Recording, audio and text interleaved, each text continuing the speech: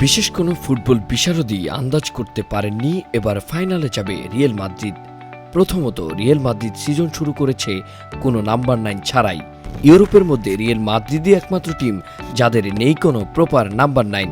Ancelotti এমনভাবে formation সাজিয়েছেন এবং বেলিংহামকে কাজে লাগিয়েছেন, এটা আসলেই অবিশ্বাস্য। বেলিংহামও নিজের প্রথম সিজনে এতটা ভালো করবে কেউ কল্পনা করেনি। একদম স্ট্রাইকারদের মতো গোল করে গেছে ছেলেটা। দ্বিতীয়ত প্রচুর ইনজুরি, সবথেকে আঘাত ছিল মিলিটাও পুরো সিজন ছিল মাঠের বাইরে।